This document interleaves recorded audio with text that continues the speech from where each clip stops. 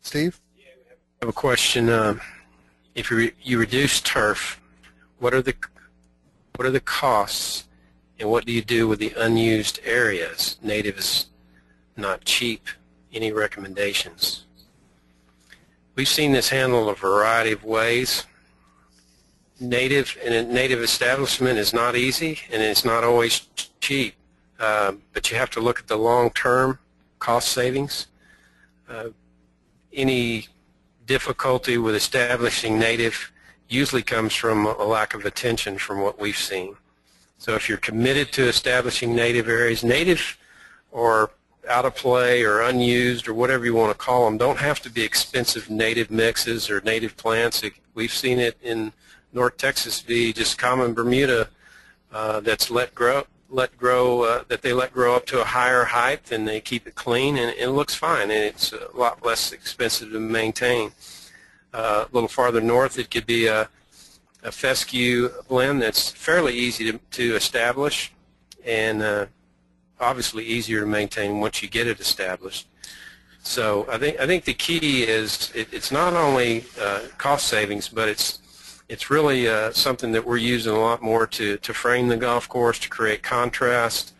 But the cost savings may not be realized until several years down the road once you get it established and once you get things settled out.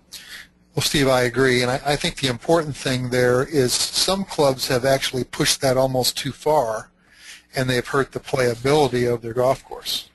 And as you mentioned, the contrast, the reduce of water, the reduce of chemicals, the reduce of labor, mowing, the wear and tear on your equipment. There's so many positive factors, but it does take that consistency and that patience to get it in there. But don't put it in the play areas. Keep it well out of the play areas and allow people some room to play. And I think if you have that right balance, you'll have the best of both worlds. We have a question, rather specific question. What is our opinion on sub-air system for greens?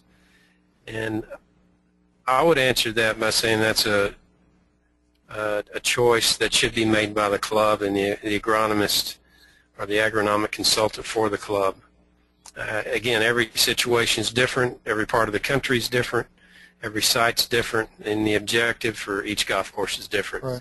It's been a valuable tool that's been a part of several of our projects, but we haven't been installed it in every project. So I think it's a case-by-case, golf course-by-golf course decision.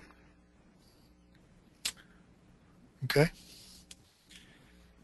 Well, as questions continue to come in, we will be happy to get back by email to any other questions that people might have. I hope this has been a good conversation on master plans. I think it's a big part of what's happening in golf, given economic challenges. We've had very stressful weather conditions throughout the country this past year, and people are behind on their rounds.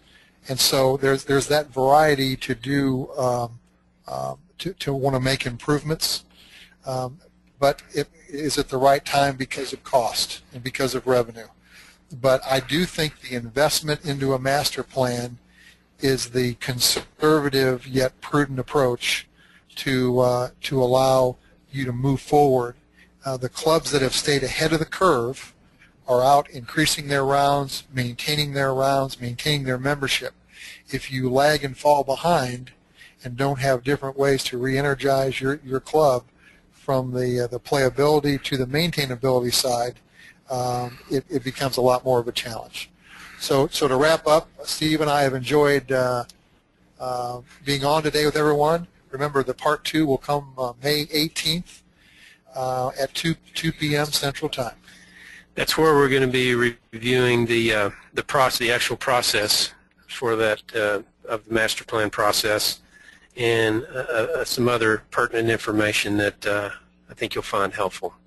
So appreciate it, and talk to you on the 18th. Take care. Thank you.